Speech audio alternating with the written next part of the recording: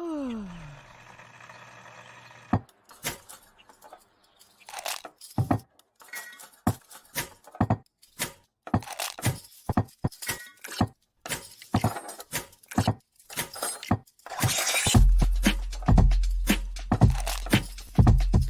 morning. Good morning. Java Delight will uplift you. Stay tuned. The show is about to begin.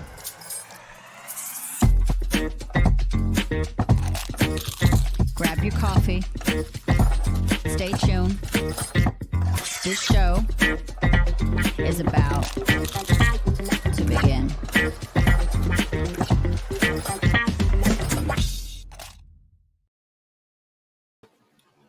Good morning, ladies and gentlemen, and children of all ages. My name is Brandon Croucher, and I am very blessed to not just be standing here today, to be able to just sit here, look into the eyes of the one, the only, the Queen of South Africa herself, Miss Ilse. How are you, sweetheart? I am good. How are you? I am good. I am glad to be starting my day with you. Oh, it has been a week already. Like, it's only Tuesday. It's like, fuck this week, but it's only Tuesday. Right? And that's exactly how I feel. Like, this morning I woke up and I usually leave my phone in a different room. And I woke up ready to get into my journal, but I had the house I was house sitting for. She came home last night. And I wanted to, I was waiting for a text that she got home, because if I didn't see a text when I woke up, I was going to drive out there to go let the dogs out, because I was worried about them. You know, I didn't want them stuck in the crate all day waiting, so if there's any problems. So she and I are texting early this morning. I'm like, hey, are you home? Yeah, I made it back safe. Okay, thank God, blah, blah, blah. But her, which led to another call, which led to another call, which led to another call. And then I'm like, I have to put my phone down and get my journaling done. So I put my phone down, I start writing, and I start writing to myself and asking myself some very dark questions of why I'm negative to myself and all that. And I'm writing and writing and writing. I got done and I didn't get to get my shower in. So I'm sitting there going, all right, so I didn't finish my stuff that I wanted for me. I could take a shower later, but everybody I talked to has already been done with they're like, I'm done with this week. I've hated this week. I don't want anything to do with this week. It's been too long. And I'm like, really? Like, what's going on with everybody? I didn't call you because I know you're at work. And if I call you, I usually call you first thing in the morning to bring you a large iced coffee. Don't deny it. I love you. But I also want a large iced coffee. At least you're starting to get warm weather. We're the opposite. We're getting the cold weather. It is raining. Handsome Brandon and Ilse, the beautiful queen. I love it. Ladies, I love it.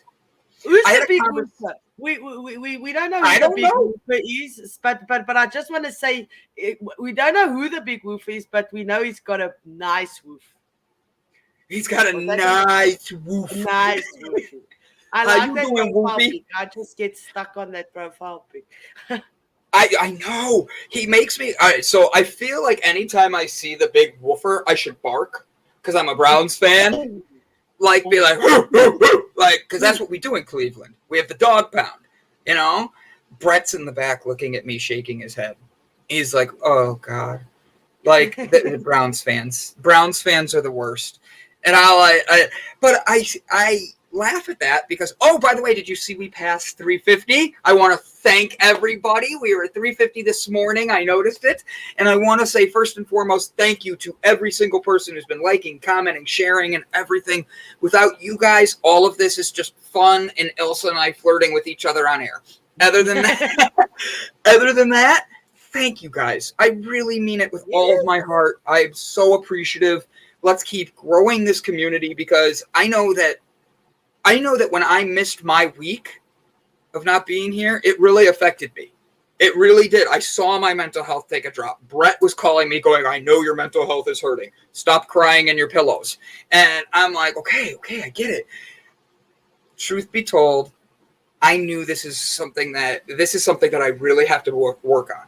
And this is something where showing up daily has become 100% focused on making sure I'm able to get the best out of it. I'm writing daily. I'm showing up for myself. Stop being a flirt, Brandon. God, hey, I'm known for being the flirt of all flirts. And like, if I go to the coffee shop, the lady at the counter or the guy knows I'm going to be flirting with them now. I just happen to be the flirt of flirts. Okay. Why? Because it makes me feel good knowing I made them smile. And they might, when you walk away, if Brad Pitt walks up to you and says, how you doing? You're going to feel really good, even if you're not going to get Brad Pitt. Am I comparing myself to Brad? Yeah. Why? Because he's a handsome son of a bitch, and it is the sorry, the comment got me. It's the baldness, and then the 4 sticking their tongue out emojis. Why are all emojis bald? Because baldness is awesome. Let's just leave it there. Baldness is awesome. But it's one of these things. I am a flirt. My ex will tell you that. I can't go in public without flirting. But the thing is, I don't really think of it as flirting. I think of it as like connecting with people. And I mean that as in like I make them. That's all it is. I treat people the way I want to be treated. But yeah, so sorry, way off track. Squirrel. This is what happens when Brandon doesn't smoke weed. His ADD is 10 times more. I haven't smoked in 5 days. 5 days. 5 I've made it. days I've made it. 5 days, sober as can be. No coffee. I've been drinking tea. I have to be honest. My stomach feels way better not drinking. Like, I don't know if the coffee. Coffee also makes you gassy. Right. So I cut the coffee out. I've been drinking. See, look. Anna's laughing, but guess what, Anna? There's 1, 2, 3, 4, 5, 6, 7, 8 emojis there. All of them are bald. Why? Because all emojis are bald. All emojis are bald. But like, I literally, not all emojis are bald, but still, it's who you are, and that's okay. Thank you, Anna. Now you're catching on. I am the ultimate Browns fan. Long live Baker the King. Baker did not have a good week this week, but that's okay because everybody is allowed to have a bad game. Baker is still my hero. Brett Gordon. Businesses are people too's here. He says the sun did come up today, even though Facebook was down yesterday. So they say What? tomorrow we'll love tomorrow. It's the only a day away. Should I sing that for you, Ilse? Tomorrow. Annie. Yeah. So Ilse, what did you get into last night? I got into the 4th season of On the Block on Netflix. Yes, it's like this cute little story, and it's about gangsters and young children, and there's a lot of lessons I always learn out of it, what they teach, but it's funny as well. So I got into that. I watched the first 5 episodes of the season, so I've got another 5 which I'm doing after the show, and then I'm done with season 4. Then I can carry on with whatever. But I have been working ADD a delightful day. Amen. I love it. I like that. I do too. Yeah, so I just sorted out my Facebook pages and everything because I've had a Facebook page since the 5th of December 2018, which I've been working on. And then suddenly there was a glitch in the page and I couldn't change the page name when we started Stone Daisies. So I needed to start a new page, and that page has almost 4,000 followers. So I eventually found someone that can help me with the restrictions. So they're busy sorting it out so I can merge the 2 pages. Oh my gosh, that's awesome. And not lose my followers. And I've been struggling for, I don't want to lie to you, almost a year to try and sort this out myself.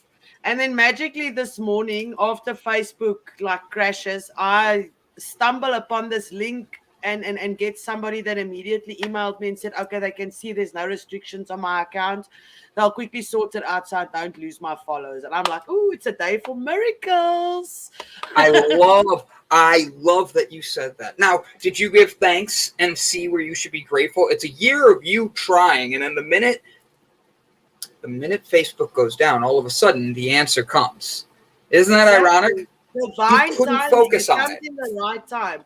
So again, it Mm-hmm. goes with my mantra that I do not chase, I attract. I have since, let's say, last week realized that a lot of people are, the connections are finding me now more than I'm finding the connections. So the twist has been there. And now, because I got a message on LinkedIn as well with a lady that wants to be on the show. So I sent her the link.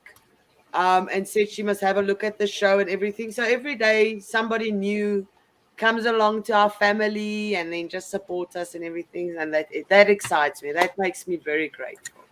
It makes me grateful. Look, you're not going to have a good day every day. Not every day is going to go out and you're going to be like, yeah, I'm changing the world.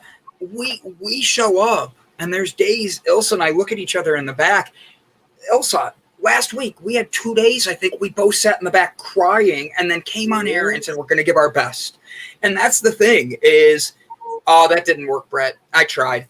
But like, I literally, like, I see how many people out there are struggling.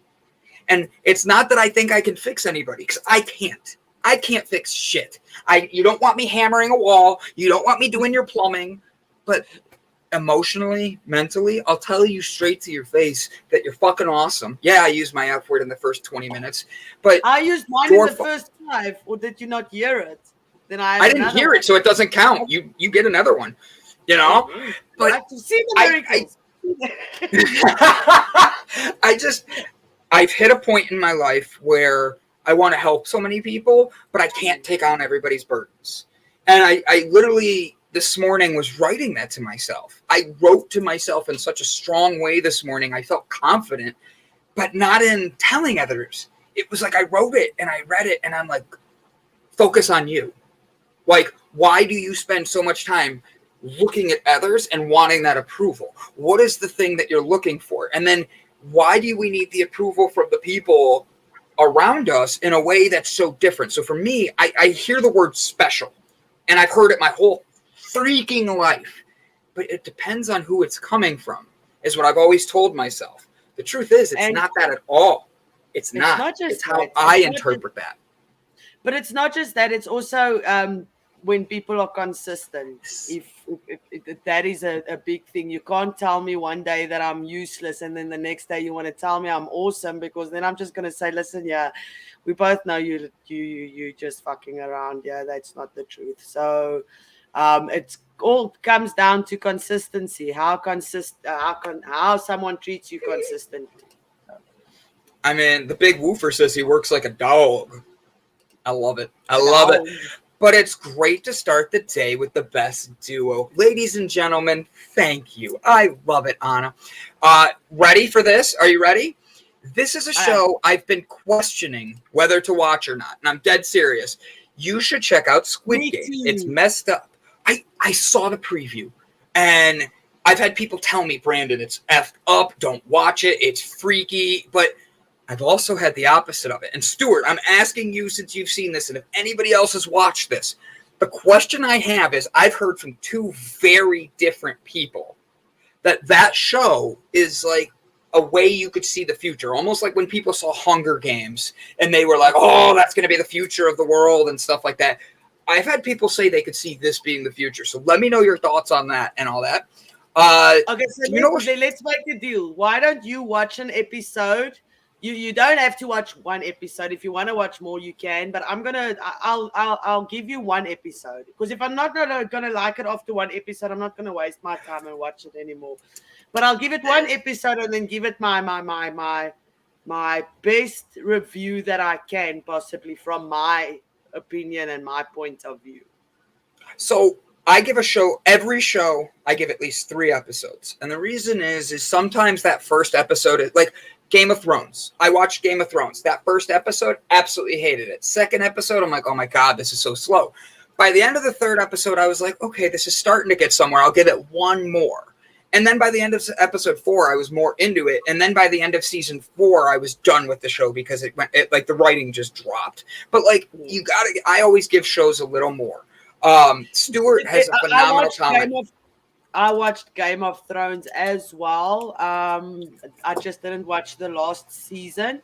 But it has to take me in the first episode. You might get a second one out of me if the first one had something that I want to find out, but then I might. But I don't do more than one episode. If you don't get me in one episode in the pilot, I mean, I'm sorry. No, I get it. Now I have a question. Then I'll go on if somebody says, okay, but it is good after the third or fourth one. Then I might go and watch and see if I feel the same if I get there, but I won't waste my time really. I wonder, guys, do me a favor. Write in the comments how many episodes you give a show before you are like, all right, I'm done with it. For a movie, are you ready for this? For a movie, I only do 15 minutes. If it can't captivate me in the first 15 minutes, gone. And it's just something I've always done, and I don't know why. Stuart, I love this. Oh, do you want to read that quickly? Yeah, sorry. I see more comments coming in, and I see Ryan's thing, and I don't want to miss anybody. If we struggle together, we are stronger against the strife. God bless that. Amen. That's preaching to the fullest right there. You ready? This is your favorite part of the show every day. You ready? Food Go ahead. Food time. And Ryan bowls us out with another amazing recipe for the day. It's seared chicken chorizo sausage, grits with palm cheese, fried eggs, sauteed onions, red pepper, spinach, red skin potato hash. Oh, sorry, I bumped it. Go ahead. That's no. That red skin potato hash. That just sounds amazing. We need pictures, Ryan. Yeah, Ryan, send me a picture on Facebook. I'll open it up and pull it on for everybody. It could be happening right now, not the future. And he's 100% right. It could be. And then we have a new one.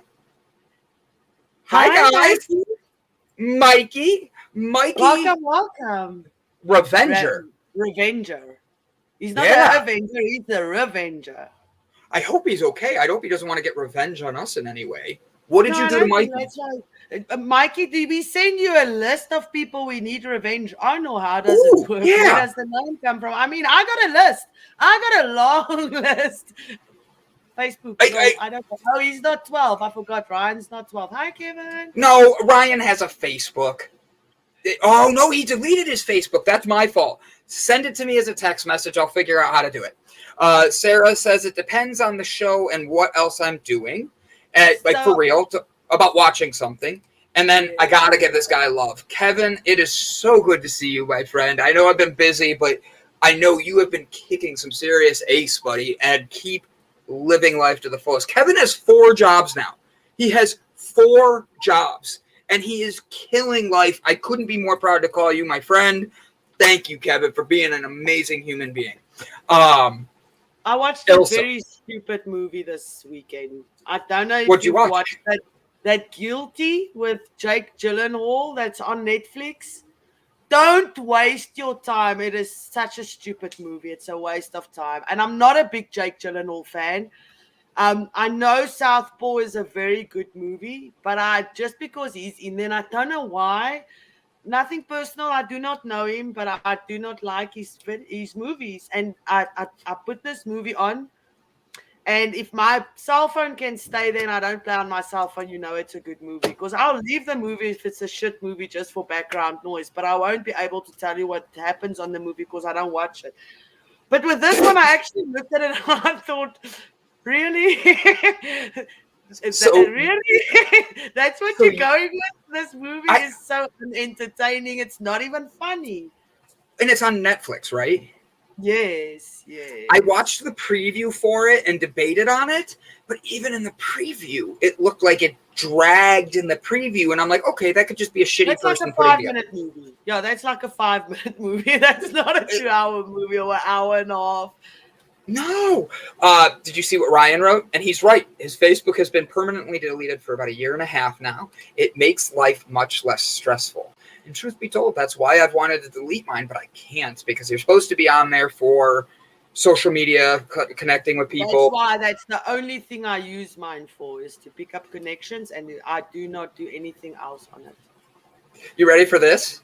if the show has some skin, I give it a lot more chances. All right, let's hope this gets some audiences. I got Ilse, I need you to take your shirt off with me right now. That's why he comes back every time. You show him a right? little... That's why I didn't wear a hat today, is I wanted to show more skin. So, what is a show that has recently caught people? My most recent binge-worthy show has been Lucifer.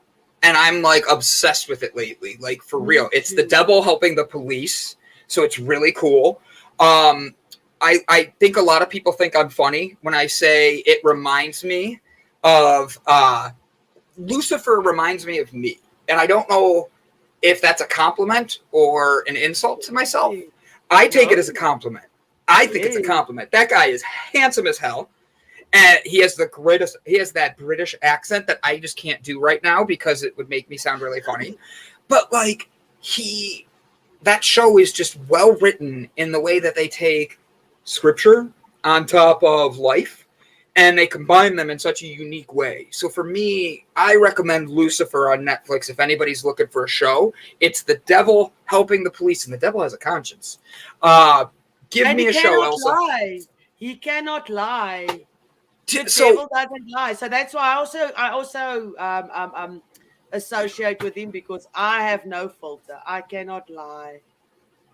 So, do you want to know what's funny? What I learned about lying really quick?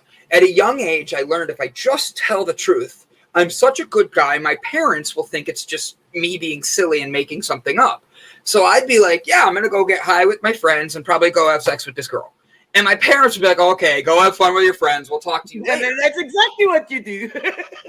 I didn't lie. And that's why I said I relate to the devil so much, is he can't lie. And I'm sitting there going, all right. And that's not appropriate. Like, trust me, I know that's not a fun joke. But, like, at the same point, he does not lie. And he wants to see judgment. And from what I've seen so far, he's actually a really good dude. And he really, like, Lucifer, I'm not saying the devil's the best or anything. I'm not saying praise Satan or anything. I want to make sure I emphasize that. Please, yes. Brandon's out here telling everybody worship the devil. That's all I need. The former youth pastor telling everybody go worship the devil. He's okay. Oh, my God. No, not at all. Okay, Karen, calm down. Calm down, Karen. Do you see this? But you didn't, because I got married at 19. I did. I got married at 19. At 19? Yeah, but I got married to have sex. What did you get married for? Well, I already had the sex because I was pregnant. So I didn't. That's why I got married. I didn't get married for the sex because I already had the sex. I got married so that... while I got married, I was told that if I get married, it won't look as bad when you're pregnant. And I'm like, oh, okay. So I got married. I was married for a month. And then I went like... I'm going to say this. He got sex ed from a pastor. That was funny. That's true. Stuart Lone Wolf has a great one here. He binged Squid Game and all 3 seasons of Sex Education. And that's really funny. That's what you're writing, because Sarah Nelson, who is picking on me here, has told me about Sex Education, and I need to watch it. So I'm getting double points on this one now. And I was the one that taught. Oh wait, I can't say that. I as the pastor, I would talk about sex ed with the kids. That almost came out really wrong. I stopped myself dead cold. If you lie with Lucifer, you sleep with the devil. So hot. Brad, God, I'm sorry. I'll do it again. Jeez. My thing is with that show is it's a creative way of connecting religion to people and breaking stereotypes. And when I say connecting religion, they really, really, this is someone that was in the church that wrote this. Like, it's very obvious that they are someone that knew certain names belong for certain people, all of that. So that's why I like it. Now, yes, nobody else. I've got. All the people in the Bible that they use in the story come together. It's like Eve. They use Eve and all those. I don't know if you at that episode yet, but Eve also comes back and Adam comes back and So No! it's really a I good just story. got to the Spoiler. episode. I'm going to knock you out, you punk. You just spoiled. You're the first person to spoil Really? something for me on that show. Yeah, everybody's like, I don't want to tell you. Really? So Do you know I, what? I, Do you know what? I spoiled Endgame for my boss as well. so she was waiting to go watch Endgame and Endgame and Endgame, and we go watch it. But I thought that because they usually watch it before me. So eventually, when I got to watch Endgame, I walk into the office. I'm like, "Did you guys watch Endgame? Iron Man dies." And she goes like, "No, I haven't watched it yet." And I'm like, "Oops, I'm sorry. How did I? How was I supposed to know?" that's like, so you're the person that I would make sure not to tell you, like, hey, the Browns game's on. Do not. Brandon is a walking spoiler. It's beyond true. That's the best part of it. Well, It's like I don't mean to. I'm like, oh, did you like? People want to know. They're like, hey, if I call somebody, they know if you know me well and you don't want something spoiled, you have to say it right away to me. So like, I called my dad the other day, and the Browns were on, and he had the game behind and it over. So I called to talk about the game with my dad and talk football, and he answers the phone, and in no joke, he goes, "Do not say a word to me about the game. I haven't finished it yet." And that's how he answers his phone. And I'm like, all right, touche. Call me when you're done. I don't hear from him for hours, so I assume he didn't watch the rest of the game. And I call him later, and he's like, I watched the game. I was disappointed. We won, but I was disappointed in our quarterback. And I'm like, yeah. So we start going back and forth, and he's like, I'm glad you didn't talk to me. You would have just spoiled some of the things for me like that. Like, I didn't know he overthrew this and all. It was just funny. And I do that with so many little things that I don't think of. At the dog pound, we prefer doggy style. If there were no Satan, there would be no one to keep evil, the evil of the universe in check. Ooh. Oh, Stuart, most of these people are Satan themselves. But that's the thing. How many times in our life do we actually not realize we're creating our own strife? We create our heaven. We create our hell. Good morning. Spoil me, baby. So, Jay Bird, how you doing, my friend? This is Jay Bird. Jay, I need you to do me a favor. Tell me what your favorite show is that you're binge watching right now. Even if you're not binge watching, give us something to watch that everybody would get into. Brett's in the back already going, oh my God, Bradley's about to come out. He's getting nervous. He's worried my alter ego is going to come out. So you and I talked yesterday about the show and how we, like, when you watch it, how I could be critical of myself and da-da-da-da. So I went to yesterday's episode. I put it on the big screen at the house I was at. And I sat down and I'm like, I'm going to watch it without being critical of myself. So I did my best. Brandon be like, ever see The Crying Game? Where is she? That's the spoiler of the movie. Sorry. Now I lost my train of thought because of that one. Oh, so I'm watching it. And I'm listening to the mic, and I'm like, okay, so I need to adjust this, and I need to fix this. And it's things that are just very easy that aren't me that can help make the show better, right?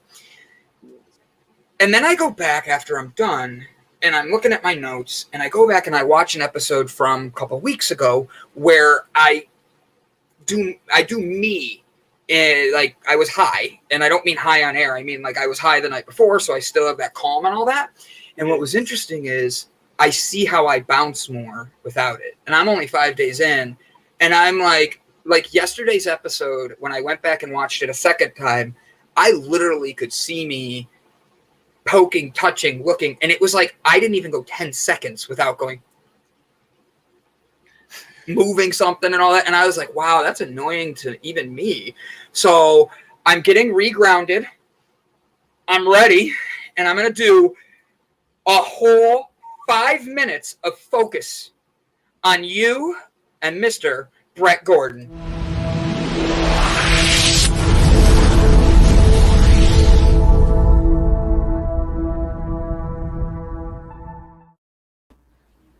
My gosh.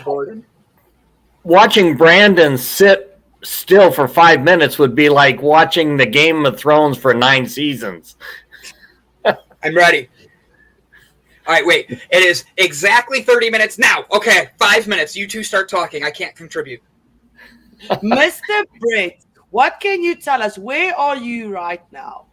I am still in the Black Hills of South Dakota. It is absolutely amazing, magical, and phenomenal here, as well as being like small town USA, where you do have the, everybody knows everybody, and there's lots of gossip going on. So quite an interesting place, but definitely a place that I am going to move to. And you found the energy in this town, the energy in the land and the water and the natural springs here is absolutely phenomenal. When you're feeling like you need to ground yourself, you have the ability to go to these natural spring spa here, and it is amazing and magical. So I love it, and looking at trying to buy a building here. And no money, so that's going to be very interesting. But tell everybody what you're doing. You opened a strip club. You're the only stripper that works there right now, and that's how you're going to raise the money for the town. Well, and hence why I have no money. Brett, you are in South Dakota, and you actually did find a really cool place, and you're really excited about you. But you're there for a week now, and you're staying a few extra days. What is your significance of why? And I'm asking this because I know it, but I want others to know. South Dakota is becoming a state that when you look up statistics, it's one of the faster growing states right now. A lot of people are moving there and all that. What is bringing people to this state? Well, actually, there was something that just came out recently, and I'll talk about that in just a second. But South Dakota has a more open attitude toward this whole bullshit around mandates. They're like, it's your choice. If you want to wear a mask, wear a mask. If you don't want to wear a mask, don't wear a mask. Don't shame people for wearing a mask or not wearing a mask. If you want to get a vaccine, get a vaccine. If you don't want a vaccine, don't get a vaccine. And there's not this bullshit about you have to do this, or you can't go to the movie theater. You can't go to a concert. You can't go to school. That's absolutely ludicrous. To go into such a fascist type environment that the United States and most of the rest of the world is going to.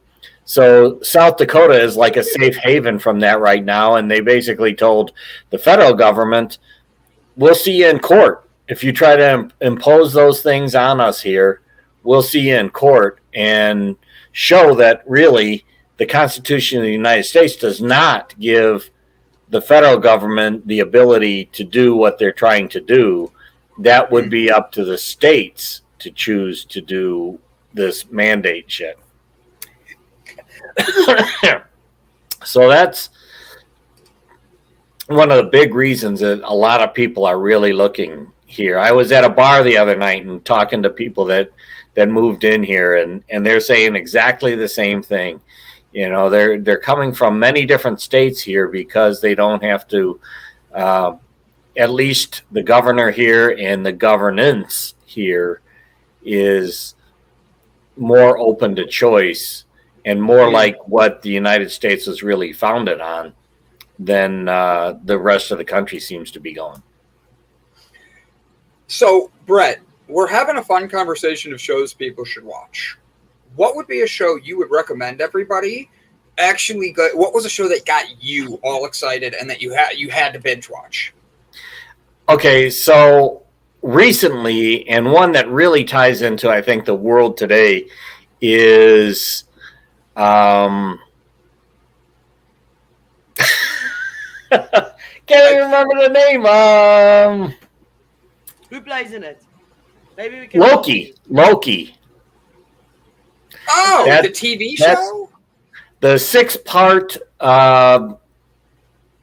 show that is on Disney Channel about Loki, and it talks about timelines and how there are multiple timelines that are going on simultaneously, and that you can choose the timeline, and then there's people that control timelines, and timelines are kind of like which path you chose to go down, and how if you start to veer off in a particular direction that the controllers don't want you to go down, they can send troops out there and basically zap you and either make you like completely disappear or bring you back into the timeline that they want you to be in, which is kind of like what is going on in the world today. That if you're not following the narrative, they're trying to find ways to like stop that and push you back in to and force you to follow the narrative. So Loki to me is like what is happening today in the world. It's really, really freaky how Loki came out and really talks about these multiple timelines. And if you talk to spiritual or energy people, they talk about, you know, these timeline kind of things as well. But that to me has been the one that I binge watched. I've seen that about 4 times because there's so many subtleties going on in there and so many parallels with what's going on in life right now that I thought that was absolutely phenomenal. On what platforms can you get that? It's I think it's only on Disney Channel, Disney Plus, because it is really, you know, what these 6-part series are that they've created. One was for Wanda and Vision. One was for the Black or Scarlet. Well, that is a Scarlet Witch, Wanda. Then they've got Loki. Then they've got Falcon and the Winter Soldier. And all these are kind of like moving from the Marvel Cinematic Universe Phase 3 into Phase 4 or Phase 5, kind of that transition as they're bringing in new characters. But I think Loki is absolutely amazing. I watched WandaVision like 3 times. And like you were talking about before, how many episodes do you have to watch before you turn it off? Well, WandaVision was one where I saw the first 2 and I was like, this freaking sucks. They're trying to make it seem like Dick Van Dyke and all that kind of stuff. And I was about ready to say, F this shit. And then the 3rd one came out and it was kind of like you were saying, Brandon, oh, wait a second. Now it seems to be getting a little bit better. And then as it went on, it was like, holy crap, this really became pretty intense and really got your mind flowing. So that's how I looked at that. I've watched this. I just saw Stuart Lone Wolf's Call. Yes, about yeah, go ahead. Also, I've never heard of it. I've never heard of that. I've watched a couple of episodes of that. That is a very good one. I actually forgot that I started watching that, and but that is a very, very good series as well. Sorry, I love it. And then, no, you're good. The Defeated by Bob Seymour, he says, is an excellent Netflix show. The Defeated. I ask these things because I don't watch much TV at all, but I'm working on getting more comfortable being alone, and I read and all this other stuff, and I've been journaling, but finding shows to like let my mind go to for like 1 or 2 episodes a night has been something I'm trying to do because a lot of people do that, so there must be good shit out there. So that's why I'm willing to do that. But Brett, I don't know Loki that well. You and I have talked about this before, from movies to everything else. Why do so many people connect with Loki? Like, I mean that as in, like, it seems like his... Go ahead. Jay Bird hit it, really. You know, Loki is the god of mischief. And he's... I think the actor is phenomenal in portraying this part, but the whole thing about Loki is you really don't know where he's going. He's kind of like, he's got this good part in him. He's got this bad part in him. He's got, you know, I think a lot of what people have in their own lives, you know, there's times when I'm following the path and I'm maybe doing things because I'm trying to manipulate and other times I'm doing things because I want to do them, but you're not exactly sure. People outside don't know where you're going because you've kind of played this part and then you've played that part. So are you for real or are you bullshitting me? So shows like Loki and I think Lucifer makes just shows you another side of the bad guy that they also have good in them.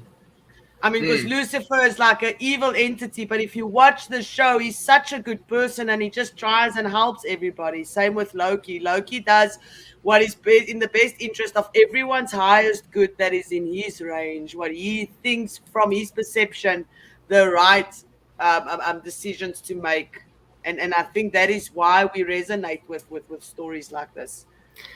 Yeah, and I think everybody likes a little bit of mischief in their life, and everybody has created some mischief in their lives. So, you know, it's kind of like, okay, well, that's for real. There is no such thing as, you know, a superhero that doesn't have an alter ego. And I think Loki actually brings that out more than any other character. Are you calling me a superhero? Is that what you're saying, Brad? Yeah, Brandon, you are my superhero. It's kind of like you remember. Did you ever see the show The Greatest American Hero? No. No, you got to watch that. Other than having a bald head versus curly blonde hair, I'd say that'd be Brandon. So you don't think What's the story's name? The Greatest American Hero. He's kind of like a superhero that is also klutzy and tends to go down paths that he didn't intend to go down. And I'm like, now that I think about it, but he's got this full head of blonde curly hair, and there you go, Brandon. You are my superhero. I literally am asking this, and then I'm sitting here going, oh shit, he's right. I am someone that does that, goes down the wrong path, has to learn the hard way. Mischief is subjective, dependent on which side of it you are on. That's true. So like they have this new thing on TikTok that like my dad loves TikTok. Just I don't know how he became so obsessed with it. But they have this one where somebody takes a lighter and they do this thing, and then they go. And the person that's sitting there, they look, and then they slap them with like a pie or something. That's mischief I like to get into because it makes everybody laugh. It makes them like it. But the person getting hit with the pie is not usually someone that thinks it's funny. The thing is, I'm someone that when you come back and you want to make a joke on me, I want you to make that a joke just as equal or better. Like, have fun with it. Like Brett. I saw Brett in Vegas. Did I have fun? Brett, I pick on you all the time in a respectful way. But you and I have that respect where it's fun, where if I hit you with a pie, you're going to laugh, and then no one knows when you're going to get back at me, but you will get back at me. You know? Oh, wow. Jaybird, thank you for the link, my friend.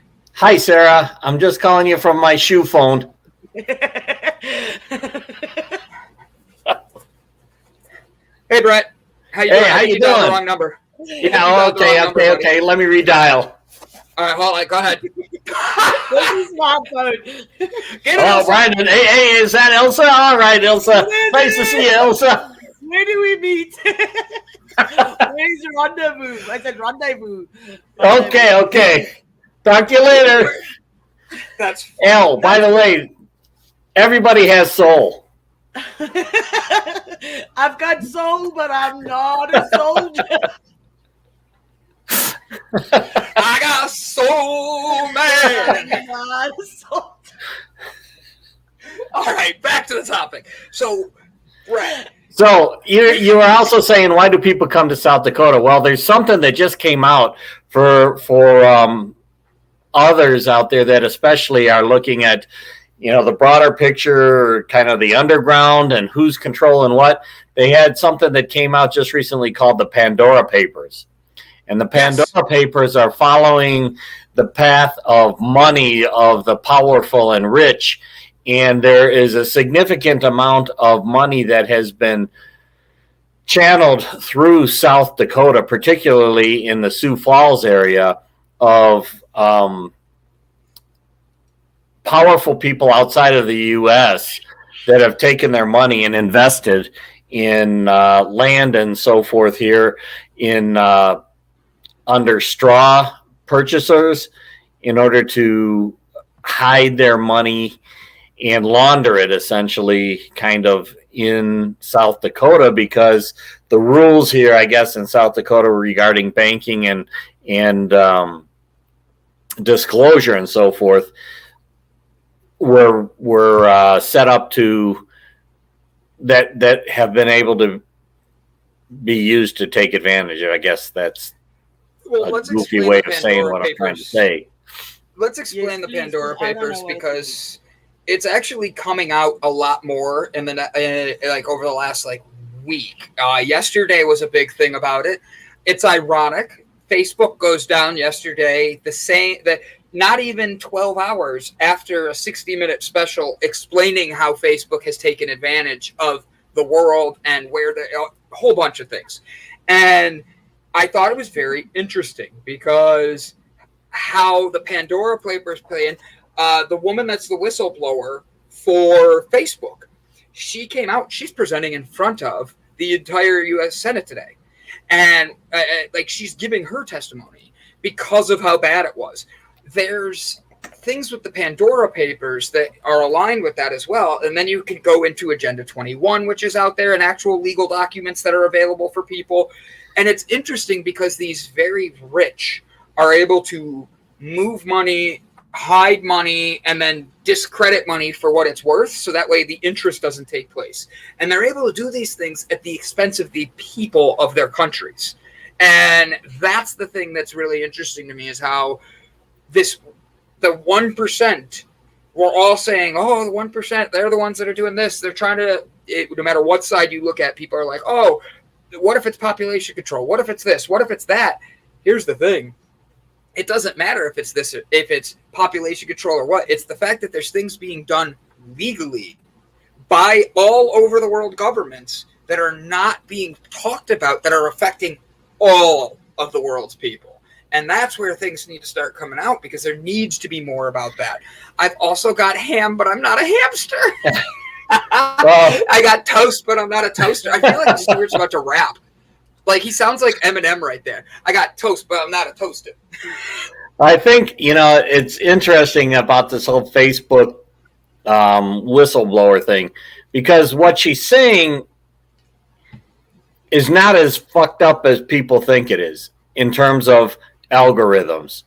Algorithms are set up, and what you want, actually, as the viewer, is to see responses that are going to be of interest to you. And that's essentially part of what is going on with those algorithms. The problem I've always said is that people don't understand algorithms. Algorithms are behind the scenes logic that is bringing you the news that you are requesting by the way that you set up the query. And if you set it up in a certain way, it's going to respond in a certain way.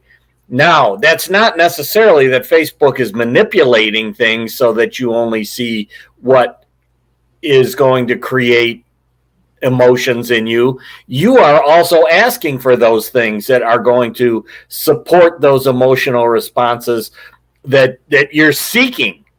Mm-hmm. So some of this stuff, I watched the 60-minute thing in its entirety, plus the 60-minute plus thing, so online that talk, weren't published or weren't on the show.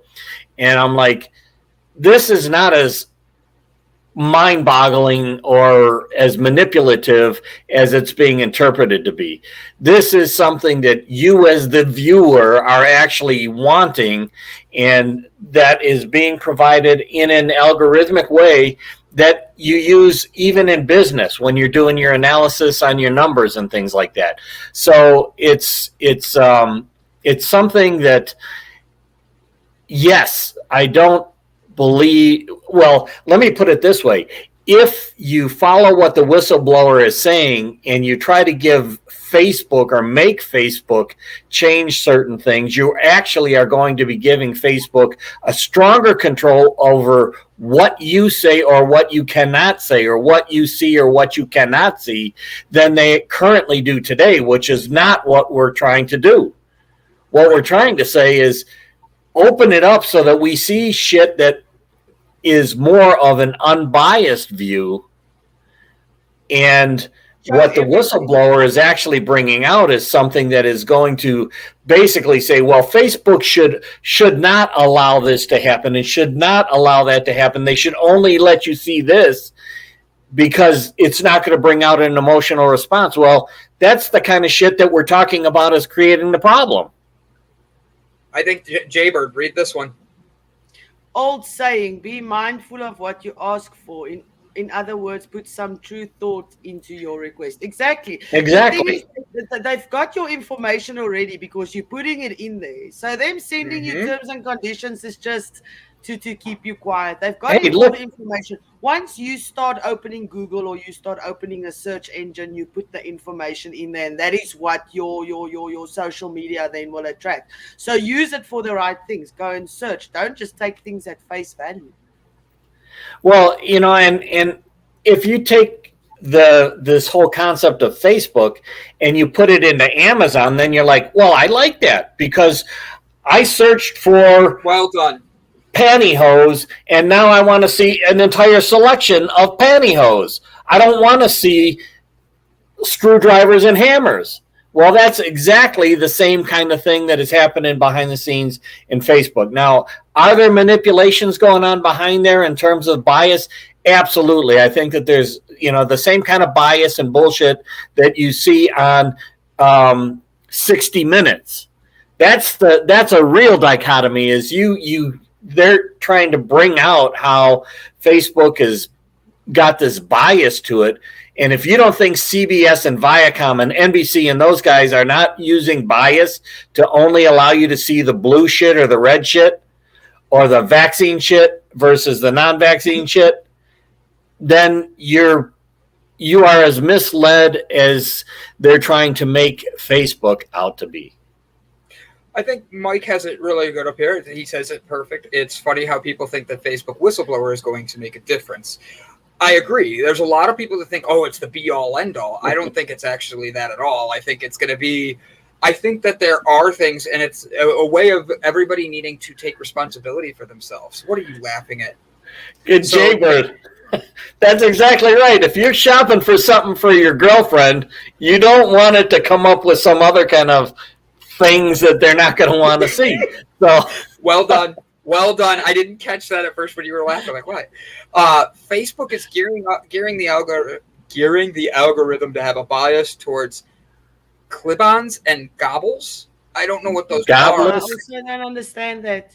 Mike, elaborate. I think he's joking, but because of those being two words I don't know, I don't want to say it and then be like, oh, he's just playing. I feel like I don't know because I don't know those two words and I wrote them down to Google afterwards. Just can't do it right now. And then Stuart Lone Wolf have a good one here. The only good thing about Facebook was watching the horror in people that it was broken. Personally, I don't know about it. And I will be honest, I was dying laughing because there's so many people out there that were literally going, oh my God, it's down. And then Twitter's sitting here going, yeah, guys, welcome back. You know? Well, yeah, and it's interesting because out here in South Dakota, there are also a lot of people that follow these different types of conspiracy theories. So I'm listening as, you know, Facebook is down and they're like, something is about to really happen in the world today. The world is coming to an end because Facebook is down. And I'm like, well, wait a second. And then they're also saying, well, nice. Mike is going to really... We'll never figure out what the hell's going on here. I'm even more confused now. Grass clip-ons. That's how I'm reading that. If I receive that as a text message, I'm going to be like, I don't know what I'm doing. I need to Google this right now. Like, what's going at me? I didn't when Facebook went down. I switched off my phone and watched TV. It's not something that bothers me. I go onto it to work. I could Netflix and but I couldn't WhatsApp. And WhatsApp is very big in South Africa. So we don't do normal messages. We WhatsApp a lot. So that was a big one for me, because now you can't go in. I don't even want to connect or send any messages. And everybody has WhatsApp in South Africa. Nobody messages. So that was the only thing that was. Well, yeah. What's weird about it is, if so, I used to be a director of IT, and I'm not a technologist by any means, but I kind of read through what the description was of what caused the problem, and technically that could cause the kind of problem that Facebook had. The question is, how did it possibly happen, especially in a company that's got that kind of a history and so forth? And maybe it was somebody that intentionally blew that thing up, because there are certain key points in a technical system that if you screw up, you can drop the world. And that has happened even through some of these. I don't know. I know this firsthand because I've been in logistics, but I don't know if everybody else knows that at one time there was a virus that went out, and it basically attacked the computer systems of many companies. One in particular was Maersk, which is the largest shipping line in the world, and it took their systems down. And I'm saying systems in like everything that had visibility to what was on the ships, where the ships were, how to schedule, all of that stuff was shut down. And the only thing that saved Maersk was there was one computer, literally one computer that was in Africa that was not plugged in at the time that this virus went through. And they were able to find that, and they had to hand carry this computer on a plane back to the technical headquarters in order to try and bring up everything again. And this took more than a week in order to bring their systems back up. And that is how vulnerable we are today in terms of technology. And that is also why you don't need to worry about nuclear bombs. You need to worry about viruses that can take the world down from a technical perspective. I think Stuart Lone Wolf says it's perfect here. Facebook made people have to talk to real people again. The terror was palpable. 100%. Absolutely. Mike Herzog says, all seriousness, there is a famous road called the Tail of the Dragons. It is a biker's destination, the exotic car open road drive with a few hundred turns, and he keeps writing in 11 miles. Some Karen infiltrated the group dedicated to the Trail of Dragon and was screaming about grass clip-ons and gobbles you all, accusing riders of being Satanists and deserving to wipe out all of the trail. Wow. I like how he put it as a Karen, too. The worst boss I ever had, her name was Karen, and it was in the middle of the Karen becoming a popular name, which made me think I was part of the Truman Show. It's called the Croucher Show, though, because, the Devil Backbone. The Devil's Backbone in Arizona is an incredible ride, Mike. It's about 110 miles. There you go. Wow. And then, look who's here. I never figured it out. I just turned my phone off all day. And then Facebook kept her comment at the top of the group. I saw TikToks where people went, as soon as Facebook goes down, the guy makes a recording where you go to the Wi-Fi and you restart the Wi-Fi and you plug out everything and you put it back, and then you switch off your phone, and then you see if your data is on and everything, and then you Google. Oh, okay, Facebook's down. Nobody Googles first. Everybody thinks there's a problem with their stuff and not the whole Facebook. That was so funny. That's true. Now, we have a special guest today, and they'll be here in the next minute. Ilse, while you get the bio ready, I'm going to tell a quick story, because Ilse reads way better than me. I was at the final Indians game as a Cleveland Indian. They're switching their name to the Guardians. And I noticed something there that I haven't seen at any other major league stadium. What I noticed was they actually had the net going all the way down both sides of the first and third base side. And they usually only have it right behind the catcher.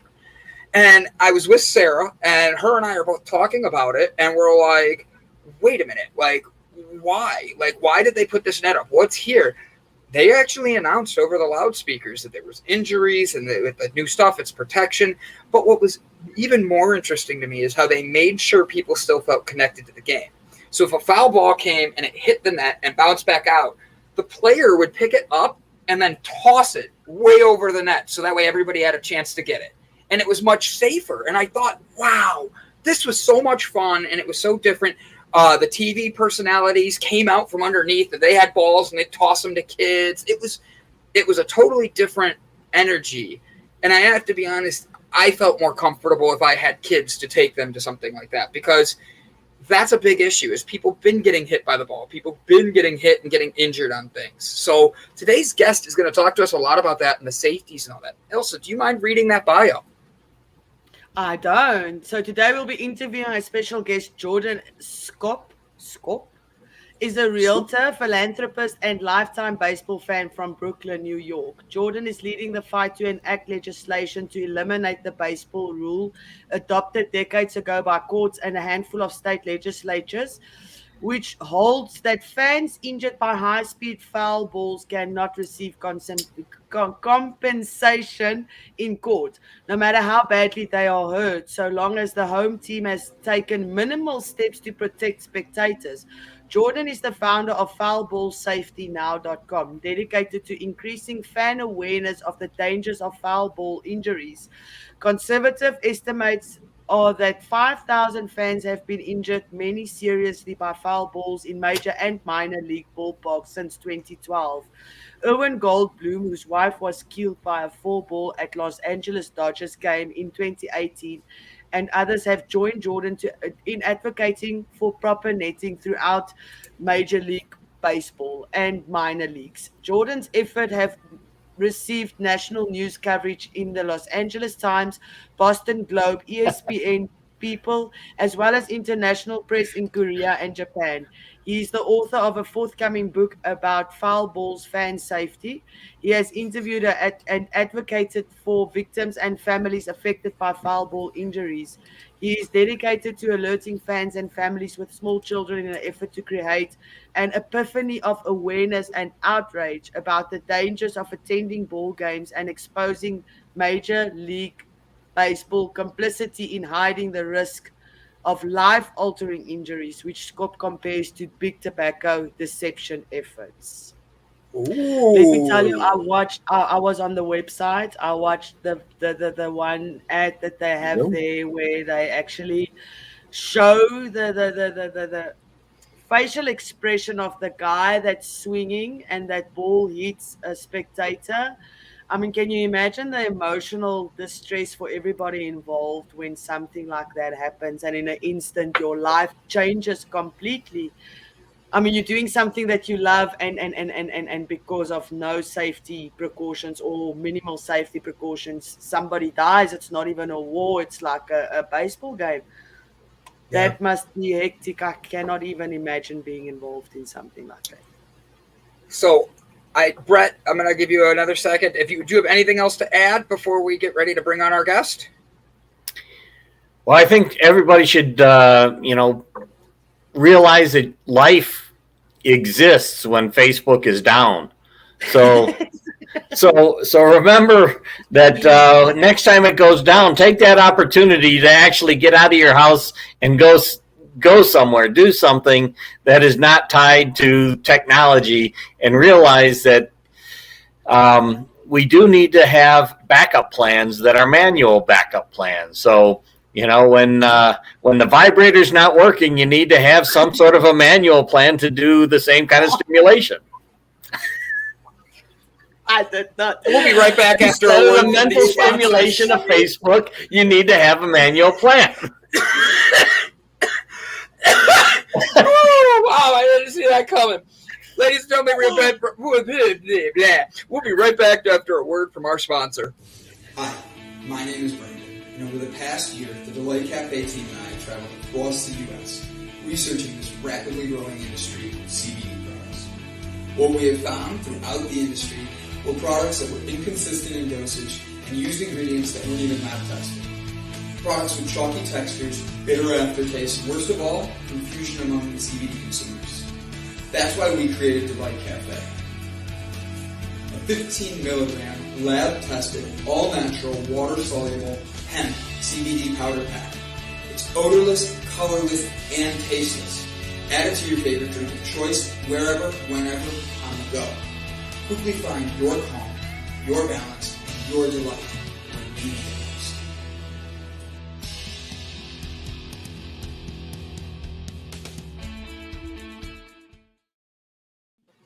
And we're back. We have Jordan with us today. Jordan, can you hear us, friend? Hi, guys. How are you? We are wonderful. How are you? I'm good. Thank you. Thank you. So We can't see you. Thanks. What's that? We can't see you. I know. I'm in the dark. I had told them, the producers yesterday, that this was the way we were going. But I promised to add some color. I don't know if I could top the last color from the right before you had gone to message, but I'll do my best. Thank you for having me. He came out of nowhere with that last comment. Got me caught off guard too on that one. Yeah. Like, I'm of the puberty age and older. I guarantee you that. So, I can connect once in a while with messages of. But yes, that whole issue about Facebook is huge. What are they losing? Like $1 billion a minute or something? What's going on over there?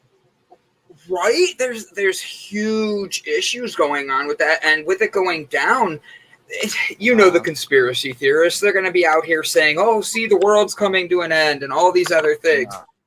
And truth be told, so one of these things is I look at this and I say, it's Facebook.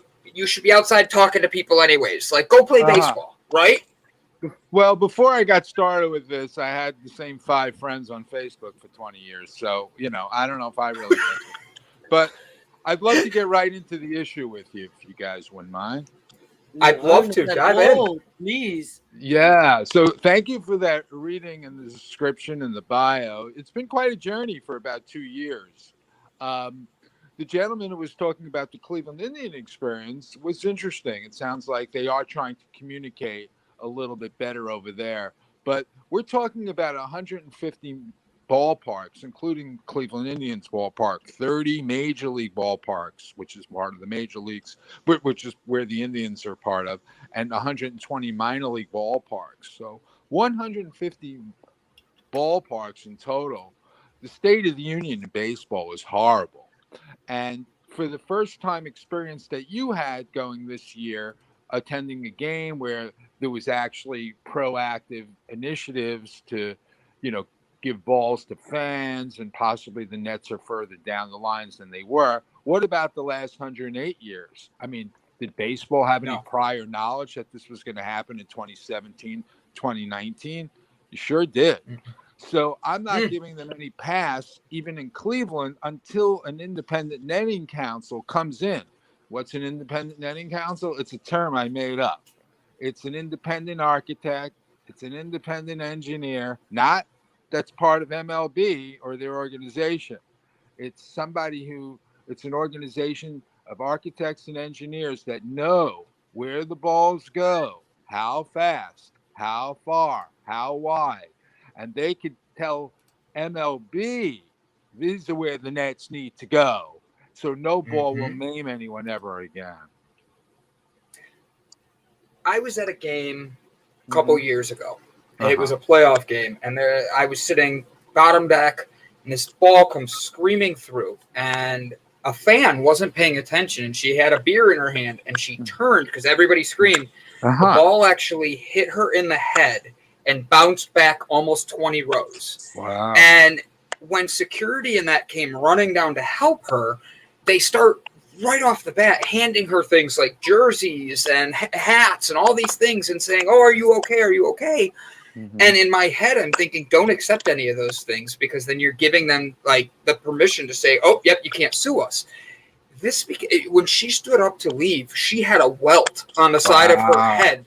It was scary, and it made me realize that if you're not paying attention, how dangerous this game can be, and why those nets would be essential.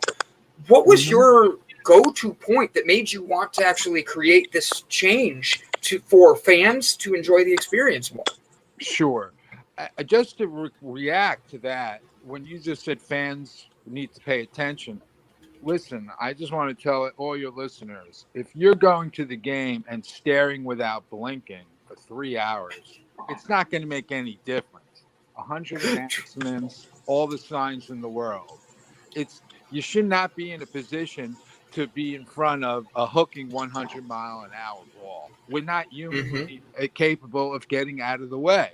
Ask former major league players. They're not going to sit there with their own families. It doesn't make any sense that you would be in a position with whether you were staring without blinking for 3 hours, or whether you want to just interact with your family or get on your phone or turn to buy something from a vendor. You have no reason to be there. So when they start blaming the fan and they start saying pay attention, and management starts saying watch your children, we cannot do that. Balls reach us at 100 in a second. It doesn't make any sense. 20,000 balls possibly reaching the seats in major league games a year, maybe 60,000 in the minor leagues. Getting, that's like ridiculous. It's certainly more than one ball at more than 100 miles an hour. How many of those 20,000 balls are reaching our heads in a half a second? Too many. So we'll get into that. But thank you for asking.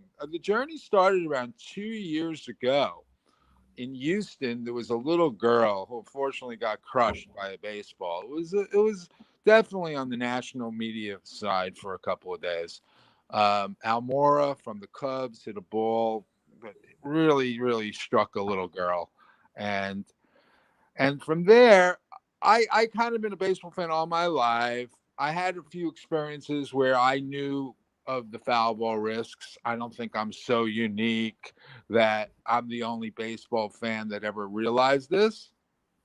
But I started self-publishing articles in 2019. Following that, you guys can check out foulballsafetynow.com. So you'll see all my early articles that I had penned. And I had a couple of experiences prior, just mingling with the balls hitting people and coming close. One time I was in Brooklyn, where I'm from. I was near Coney Island, famous Coney Island, where I was at a Brooklyn Cyclone game, which is right by the boardwalk. Very nice place to see a game. Weather-wise, but sometimes not safety-wise. But we were at a game, and we were standing on the avenue waiting to go into the game or mingling outside. And the ball just came flying out onto the street without any notice and hit a young person we were within the arm. It left a big mark. And I was like, how come there's no plan for balls to be caught or retrieved by, official catchers, like maybe a team of high school players out on the street to catch the ball before it hits people? Or why aren't the nets high enough that they block the balls from coming outside the stadium? Now, that wasn't a 100-mile-an-hour line drive that hit the person in a quick second, which could have changed or ended his life. But maybe it could have taken out his eye if it hit him directly in the eye rather than the forearm, because it rained up and it came up and it rained down. And then fast forward a couple of years later, maybe it was actually 2006. I was at a Met game, New York City, St. Louis Cardinals, Mets, Game 6, National League playoffs. The only ticket I could get was like a really expensive seat. And because it was the only ticket that was out there, I was like, oh, this sucks. I can't even get in with $100. And because there was no tickets, it was like a hot rock concert. You just couldn't get a ticket. But I got a ticket. I spent more than I would have wanted. Spent $200 actually, because I remember the number. And I was like 4 rows from the field, and I was sitting next to celebrities like Jerry Seinfeld. But the nervous part of the game was, for 3 hours, I was sitting above the dugout. And in 2006, at the time, there were no nets over the dugout. Why weren't there nets over the dugout in 2006? There should have been nets over the dugout since 1970. A young person by the name of Alan Fish was killed in Los Angeles. So clearly, for 36 years, baseball knew it wasn't a matter if something would be crushed in a similar section to where I was sitting. It was when. And they know every year in the majors and minor leagues, there'll be things crushed. And what have they done about it? Half measures. And I don't accept it. I've done my own audit of major league ballparks and minor league ballparks of the 150, which I'm happy to go into it with you. So You can go into it. yeah, I'll get into it unless anyone has any questions. I don't want to go on and on, but I that heightened my awareness, and I had written some letters, even in the between 2005 2010, but I wasn't really that proactive. There's been families that have had serious injuries, and they've been proactive, but they've given up. There was a lady in Queens whose child was hurt in 2010 or 11. And she tried to do some sort of change.org thing, but people give up. I'm not giving up. I'm going all the way. It's baseball's got crusted mud on their face, not mud on their face, crusted mud on their face. And I want everyone to know that when you had gone to games over the years with your growing families, once you realize how many people have been injured, which I'm happy to share with you, I have a lot of data. Once families realize that they could have been part of an emergency room weekly or biweekly statistic, they're going to realize, you mean baseball had prior knowledge that we were sitting in a section that could have brought maiming to our child? Yes, they did. And what did they do about it? They did nothing, because they knew that 70 million people were coming every year. And what's a few crushed souls every year? What's the big deal? Nobody's going to do anything about it. They're making hundreds of millions of dollars by people relaxing at the game. But you know what? Families are going to be like, you had no right to bring our families there and put them in a state of relaxation. Possibly people will start saying things like, maybe children should have not have been allowed to go to those games in those high-risk seats, similar to where that little girl got crushed. Similar to, like, are you allowed to bring your child to go run with the Bulls? I don't think so. I think people think of foul ball of flirting with fun, not flirting with danger or death. Unfortunately, guys, I'm going to be trying to do what I can until somebody wants to talk to me. I guess I'll remain the undisputed narrative that it's more like all those years that you guys thought you were having a good time, you actually didn't realize your child was flirting with danger and death. How do you feel about that? So that's where I'm going, and that's what the book is going to impart as well, the best I can. Yeah. Do you struggle to get the professional players on board with what you're doing? Because I've watched one of those, the video on your website. It's like a little advertisement, and then they put the statistics there and show how they run up with the mother, and when the ball hits that child, that baseball player's whole face changes. You can see that he's shocked at what happened. But with that, is it easy to get them on board to try and change this? No, just very tokenism measures. They said they tried to negotiate on behalf of the players union to ask for more nets years ago in 2007 and 2012 and 2017. Every 5 years they have like collective bargaining. But you know what? They haven't done anything, because I don't buy it for a minute. Because, here's the deal. I've interviewed 4 minor leaguers.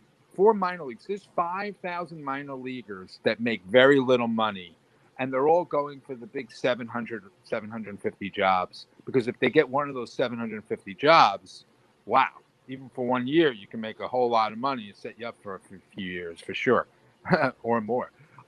So those 5,000 minor leaguers, most of them are not going to get to the destination of the major leagues.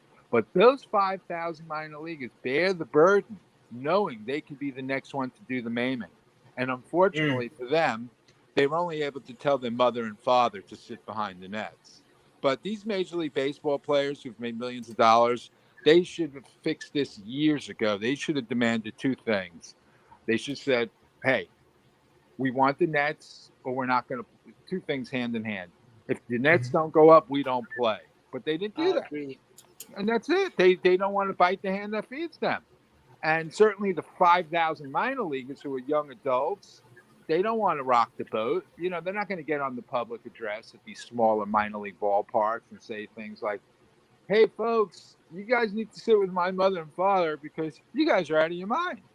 And that's what baseball players do tell their own families. There is a double standard. If you go to my website at Foul Ball Safety Now, you'll see the Major League report and the minor league report. You'll see stacked quotes from players. And the only reason why these players talk and said things like, I don't allow my own family to sit there, or they should put nets up around the whole ballpark, is usually in reaction after somebody gets hurt, like a high-profile injury. So the media may ask a few softball questions afterwards, like, hey, what do you think? But it's not just the baseball players who are in the double standard. Believe it or not, it's the journalists. And I'm down on all those baseball journalists. You know, in places like Cleveland and Cincinnati and New York, you have a lot of full-time baseball journalists.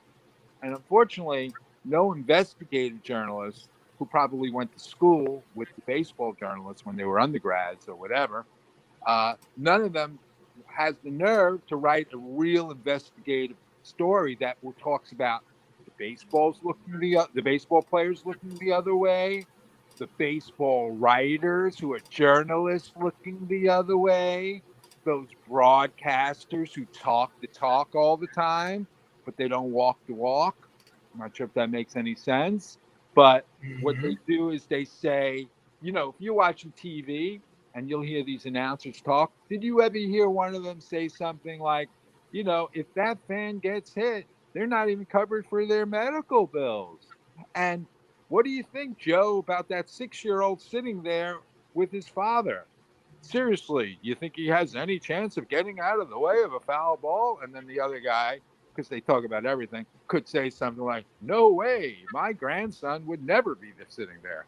They never say those kind of things. We need to gauge these journalists, these guys that live in the double standard. They don't want to bite the hand that feeds them. So I actually am curious because let's just use professional Major League Baseball, right? Baseball parks. I think of the Indians. They just got approved for $400 million to be able to do renovations to the stadium and everything like that by the city's taxpayers. Right. But yet our tax money isn't going, it's going to entertainment, not going to actually protecting the fans.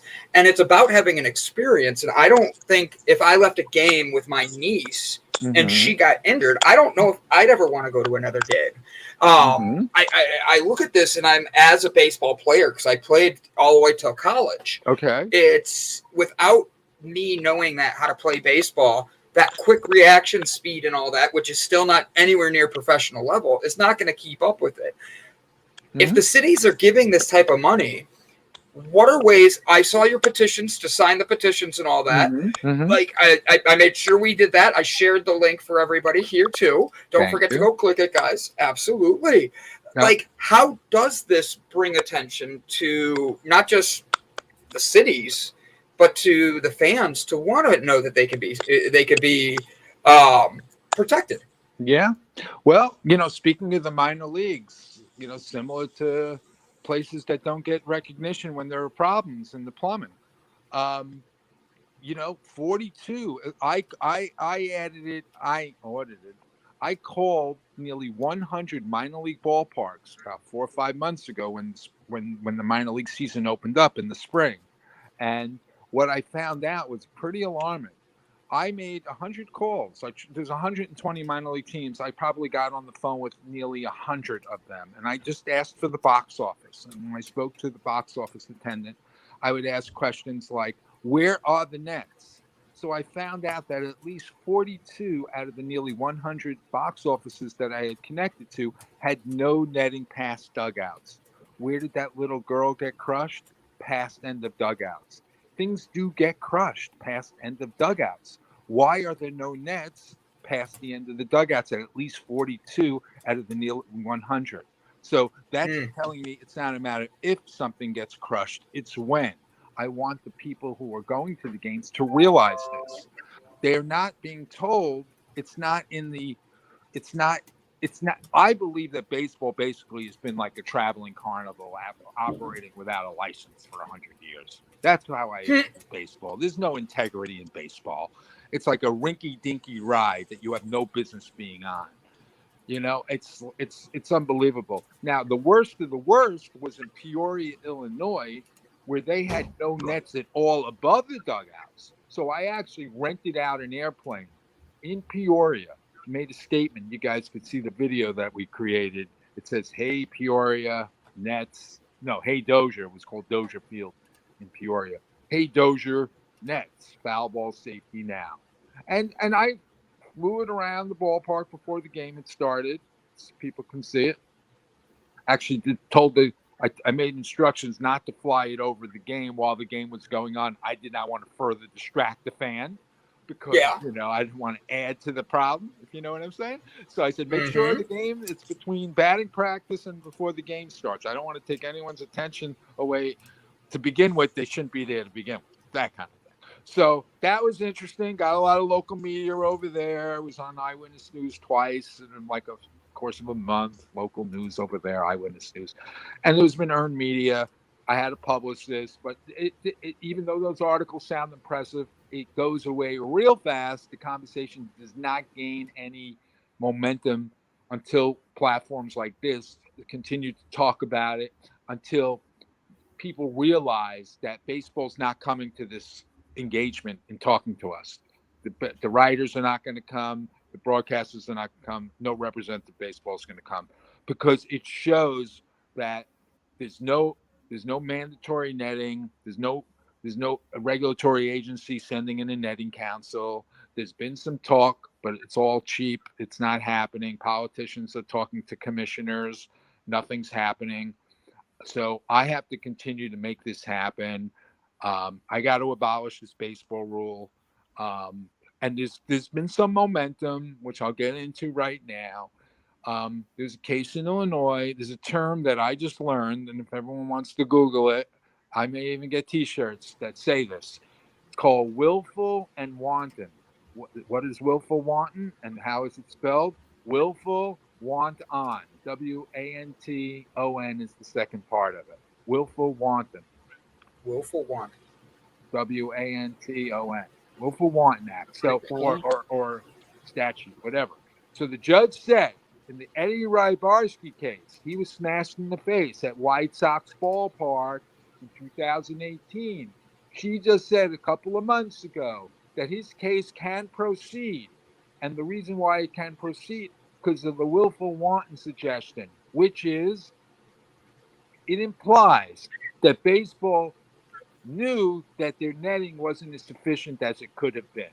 So it's the judge is basically saying you could have made netting a whole lot better from the beginning, but you consciously chose not to do it. And that's exciting. And I want to break down that term in 47 different ways. So the T-shirts are coming, guys. I don't know when, but I want everyone to know willful wanton. It's going to suggest that baseball knew this for 100 years. That and well, at least the people that I know. Sorry, I didn't mean to interrupt. Somebody said something. You're good. Yeah. Yeah. No, there's people that have interviewed me. I've interviewed them for the book. I'm working with a professional writer, Brendan. And you got to hear these impact statements. And once people start hearing all these people that have been seriously injured, you're going to say like, these people, they're bitter, They never get their bills paid for. They don't turn on the game anymore. And even years later, when they become parents, because this one lady, Jenny, who was a teenager in 1979, she lost her eye at Shea Stadium in New York. And years later, she was relieved that her child chose not to play baseball when she became a mom later on. And, you know, these people need to be welcomed back to the game. And people need to hear these stories. And the only way that these folks, and I'm not speaking for them, but I know a handful of them, including two teenagers by the name of Alexis, Erwin Goldbloom, who's been to 6 or 7 of my virtual press conferences. Erwin's wife was killed at the Dodger game in 2018. She was 79 years old. So, you know, ball reached her behind home plate, 93 miles an hour, died a few days later. And he's been part of my chorus of common sense. So these people, you know, and I know a handful of them. And as you guys said on the top of the show, some reports suggested 4,500, 5,000 injuries. How many of them were crushed heads and lost eyes over the last 8 years? Maybe 10, maybe 100. I'm not saying, I don't have to stretch the numbers, guys. I just want to say that there's a lot of serious injuries out there, and baseball knows that's not affecting their bottom line. And all these people need to be welcomed back to the game. And the only gesture they'll accept from baseball is if it doesn't happen again to anybody else. That's what these folks want. They found it very insensitive last year and I didn't realize this. Remember the cardboard cutouts during COVID? Every time you hit the cardboard cutout, you get a prize. I don't know if anyone followed that. Well, they found that to be very insensitive because they thought like it was in bad taste. They did that. They filled the I didn't even know they did cardboard. that. Yeah, they filled the seats with cardboard cutouts. And it was like a distasteful act, they thought. And I was like, wow, you know what? I hear you, man. That's pretty interesting. So these people, I know a handful of people. I believe there's a lot more. And they're going to find us at foulballsafetynow.com. And they're going to have an opportunity to give their impact statement and make some change. What is the financial implications to upgrade the net at a stadium? Is it a lot of money that is maybe why they're using it as an excuse, or is it not that much and it's just incompetence and they don't want to change it? No, it's they know they're very competent, but it's not the money. It's they just know that it's change, and it's the romantic openness, you know, who wants to sit behind the net. Instead, in 1970, they should have had an honest discussion after Alan Fisher died and said, hey, guys, we have no choice in the matter. The regulatory agencies are going to come in and they're going to tell us where the nets need to go. But they haven't, unfortunately. Baseball's done a great job from keeping it from those government agencies to say, hey, it's not allowed. So, similar to like when the seatbelts came in the 1970s, they took away the discretion from the parents. They said, parents, sorry, kids can't roll around the back anymore. They have to sit in the seats. That's the way that's the way it has to be. And unfortunately, in 2021, you know, they just don't want to heighten the awareness for the fan. And they know that, unfortunately, it's a sad state of affairs. I said in my writings, when I first started writing, it didn't take me a year to come up with this. It took me a couple of weeks. I said, baseball owners should be forced to sell immediately because they know it's not an if things will get crushed. It's when. And only the insiders kind of know that. And the fans still do not. And they should be forced to sell. And I don't believe baseball writers deserve any type of Hall of Fame. Same thing with the baseball players. Nobody should be celebrated for extra, acknowledgement for being in a community that maimed people all these years. I mean, I'm sorry to be the Grinch or the Grim Reaper, if that's the right thing. No, you're bringing knowledge. I'm bringing it. I got to bring it. You're bringing knowledge to an area that a lot of people probably don't even think about, because when people think about the nets, I think of a hockey game and how at a hockey game, the entire ring is got protective barriers higher up for the first few rows, and then they have the nets above it. But the puck still can go out there and injure somebody.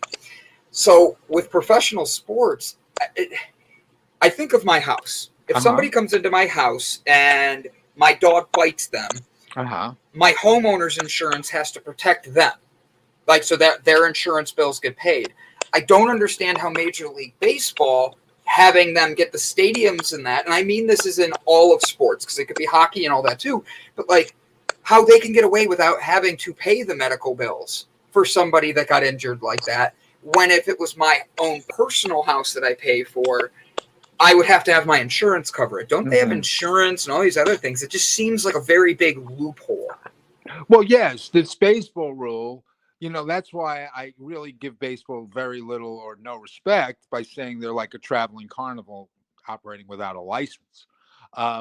They've had this little tiny micro print on the back of tickets for over 100 years. And now you have to go search for it on your e-ticket because nobody has regular tickets anymore. And nobody looks at that clause. But imagine if they put that micro print or that hidden, that very hard to find clause up on the scoreboard. It would be like, oh, wow, I know that. I've seen that like in print in the back of the tickets over the years. Maybe we should read this. And then people do read it and they realize, oh, okay, that's the deal. If any of us get hurt, they're not responsible. So nobody really ever read it before they went to the game because it was so small and inaccessible. So they covered their behinds by printing it on the baseball ticket or now on the e-ticket. Somewhere you can find it down the tunnel of the search. But yeah, they've been getting away with it. And, I'd love somebody to hack a scoreboard of any of these minor league or major league places and put up that microprint. You'd be seeing families getting out of there right away. They'd be like, why are we here? No kidding. They're telling you that you could be hurt and maybe you shouldn't be there with your kids. Hello. But they don't spell it out that way. They just want you to come and be relaxed and spend a lot of money. And that's their deal. They're greedy. And there are a lot of other things. I don't want to get sued. I don't blame you. Yeah. Why are you struggling to get the government to help for this? If they are taking tax money from you guys for this and stuff, why are you struggling? Why is the government struggling to just create a mandate and politics. Force them to do it? It's politics, I guess. Commissioner Manford, who's the commissioner, he keeps on saying things over the last 5-7 years. He had a meeting with this Senator Durbin. He's a mover shaker, big guy in Illinois in 2019, or at least Durbin said baseball is going to need to share where the places people should be sitting or where it's safe to sit. And baseball had 2 years to come through with the data, as far as I know, and it was in the New York Times. Anyone want to search, get a little history of Manfred's statements on foul balls and Senator Dick Durbin. And then again, there was a recent Sports Illustrated article, August 10th, Matt Martell. They had another exchange 2 years later, but nowhere in the article there was accountability of, hey, you said this in 2019. It's now 2021. Where is it? Nope. Manfred was able to kick the can down the road with Durbin somehow. Durbin says, oh, I'm not going to allow them to delay. And if they're messing around, we're going to know that we're messing around. I mean, what is this? And this is elementary school children. I mean, come on, get it done. And they're not getting it done on a political level. Stop with this. Oh, if they don't do this, I'm going to do that. I heard that in 2019. I'm hearing it again in 2021, but I did not see compliance from 2019 about transparency. If baseball's ever transparent about what they know, and I'm implying that baseball has all the secrets. NBC did the study. The LA Times guy thought 4,500 people reported to first aid. I said 5,000 based on their study. The NBC study, foul balls, everyone could check it out from 2019. But imagine if MLB is forced to show the data that they know. That's possibly is going to be as controversial as big tobacco, because yes, we're going to find out just how many people were hurt. Who knows? Maybe there's even written documents that are behind lock and key. And the only reason why no one's ever been behind that door at MLB is because those people who have taken this case to court, their injuries to court, as I was talking about the willful wanton scenario. Usually what happens when people get seriously injured by a foul ball, they'll go to their lawyer and their lawyer says, sorry, you have no case, and they go home. And then once in a while, the lawyer will accept the case, take the case, and they get into the first rounds of the court proceedings. And the judge will then also say something like, sorry, the case cannot proceed. And then sometimes it goes a little further into the proceedings, and the judge will say, okay, let's see what baseball knows. It's called discovery.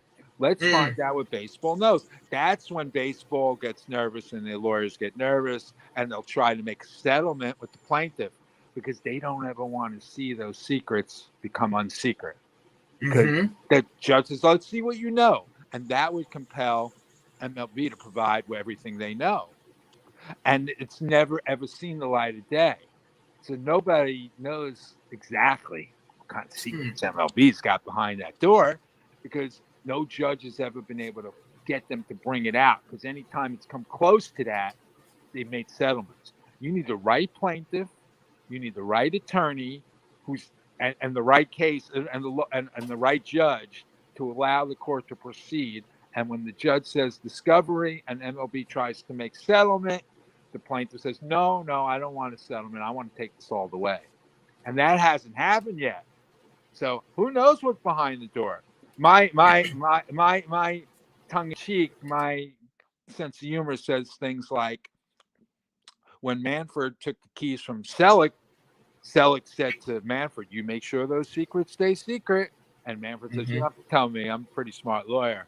I'll keep them secret. You don't have to worry. We're keeping baseball wholesome for the next 100 years. Don't worry about it. The public's going to think nothing else but baseball as wholesome. And I want people to say far from it. And I think they're going to start to. So we'll keep it going. That's what I'm doing here at Foul Ball Safety Now. I think you're doing some really interesting work here, because there's some loopholes here that people don't really understand as fans. Major League Baseball is actually a nonprofit organization. So that means all those stadiums are able to be written off by the owners of the stadiums or the businesses that own them. So that means the money that's coming in from the fans and all that is all being into the profits for everything else that's going on. They're not millionaires that are there. The millionaires are on the field. The billionaires are the ones up in the boxes, not worrying about the safety and all that. And I think Shauna Jones says it right when she says fans won't boycott because it's part of the problem. People want to be at their games and all this, and they love to be entertained. But my thing is, if it's a nonprofit, their books have to be public records. Shouldn't there be something on there for protection of the people? Because if I go to the circus and get bit by a lion, that I could sue the circus, and but like I could go to a baseball game, get drilled in the head with a ball or a bat. How many times does a bat slip out of the hands and hit somebody? And I look at that and I'm like in my head thinking, is it if we're paying $400 million to the city of from the city of Cleveland taxpayers, and we have no rights of what's going to be going into the stadium because it's going to be entertainment, I can't imagine it being even $100,000 to hang nets properly. I mean, it just seems like it's like a very minor thing to fix, and it's been pushed under the rug. And we see people get hurt from this, and we see it affects families in the long-term run.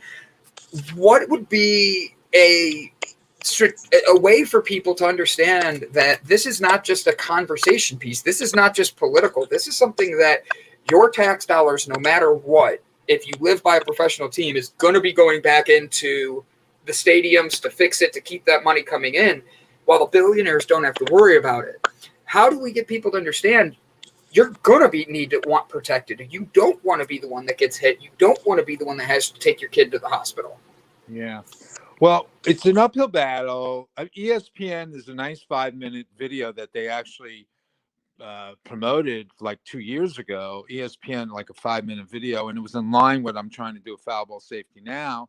But 80% of the comments, there's 750,000 views and 4,300 comments, and 80% of the comments were all naysayers. So you have this naysayer mentality when it comes to online videos and stuff. Like mind your own business, pay attention to your kid, don't get off your phone. So if those people already have that attitude, baseball's actually adding to it, and they're saying, "Oh, our fans are calling us and saying they don't want nets." So they're actually, I think that's a lie and it's a falsehood. It's not a correct statement, because as I suggested, they know the secrets at MLB, and then they're perpetuating, the fans' misconceptions and saying things like, "Oh yeah, the fans are saying they don't want nets," and they're also putting up, and we put up signs and tell you to watch your children. But they also know maybe there's some secretive data there that says, like I'm suggesting, is you can't protect your kid. You're not gonna, and we're not human beings with tentacles that could stretch and catch balls at 100. It doesn't happen. It's not reality. But fans they never had it happen to them, and 70 million fans and a few crushed souls every year. They're not going to notice. In 2019, at a regular season in 2019, Kelsey McKinney from Deadspin reported 15 people. She documented all the injuries, 15 in the 26 and 1/2 week season. So that's every other week. And in the minor leagues, that got seriously injured or maimed. In the minor leagues, there was not any documentation that I could tell you from 2019, but there were 3 times as many more games. So what are we talking about? 40, 45 people that could have been very seriously injured at minor league games. It wasn't documented because a lot of times there's less media or a lot less accountability at minor league games because they're smaller places with less media. But I can give you some numbers. 43 children from 2008 have been seriously injured at major and minor league games. Also, most of those were counted from the major leagues, but I do believe we just didn't know about a lot of them that happened in the minor leagues. So maybe there could have been over 100 children maimed at games since 2008.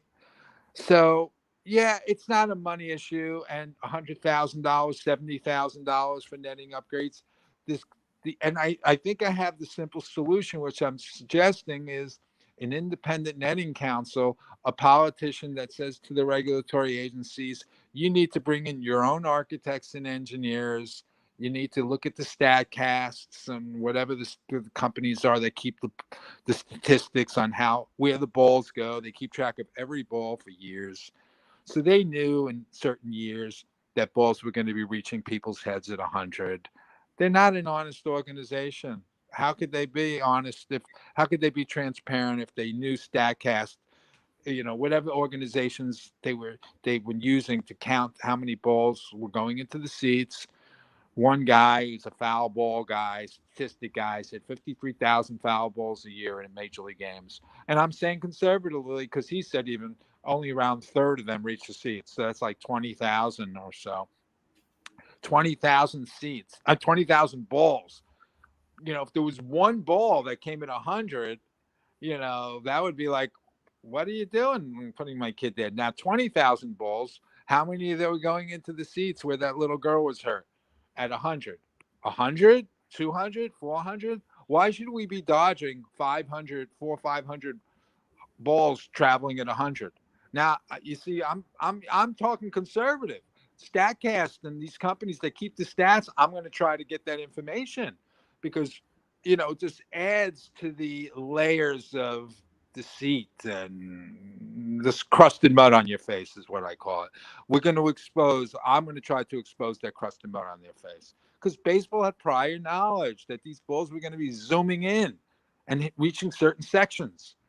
They just do that. They've been keeping track of all of it. Yeah. Okay, so we want to help. What can we do other than just sign a petition? What can we do from our side to create awareness for this and that. get it out there? Yeah. Well, listen, I rented 2 airplanes this year. The second airplane I rented was in Iowa. I don't know if about a month ago you guys might have watched the Field of Dreams game in Iowa. This fantasy with the Kevin Costner and the Field of Dreams. And it was like, oh, beautiful. No, not so beautiful. I rented a plane and it said Field of Screams Nets just over the area, just to bring a little karma, a little reality karma into the neighborhood while they were going to watch the game. And it was successful. Done. All right. You can see the website. I have an image of it. Unfortunately, I don't have a photographer because it was like Fort Knox. They wouldn't allow photographers. They wouldn't allow people to go past certain barriers because, it was like a big thing. But that being said, next year they're hosting a game in 2022 in Iowa. And I want the good citizens of Iowa to know about all the people that I know or are going to begin to learn about. And the impact statements need to be heard. Before they host these fantasy games in Iowa, these people need to be recognized.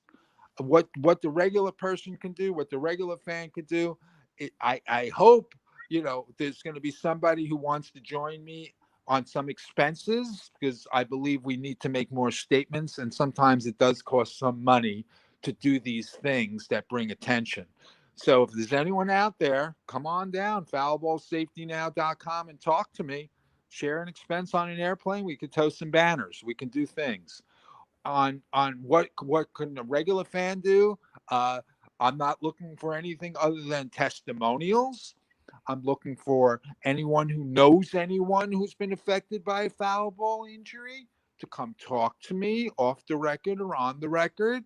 We've interviewed many people at this stage of the game, players, minor league players, cameramen who work for Fox Television, ESPN announcers, a couple of those guys.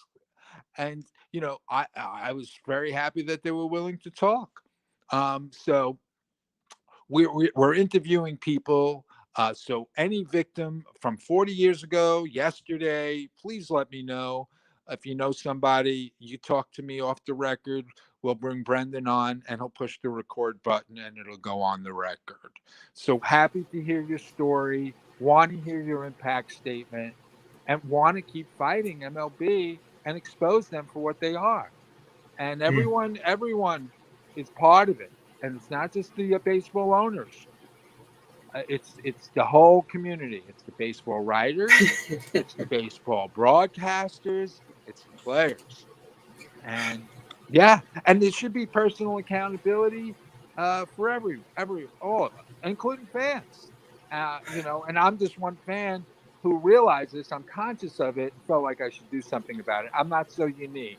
I'm sure 10% of the fans would be 7 million folks have made conscious decisions. If the 70 million people that go to games, I believe 7 million of them may be informed about going to the games and having a heightened awareness about where to sit. But what about the other 60 million? Yeah. They're coming to the games la-di-da-di-da, and maybe have no reason to be in la-di-da-di-da mode with their kids because they don't realize they're at a traveling carnival without a license. So just trying to bring an epiphany of awareness and outrage.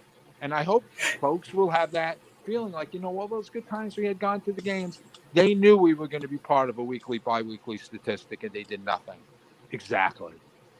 That's sorry, guys. Sorry to taint your memories, but that's the way it goes. That's my feeling. And maybe others are the same. Yeah.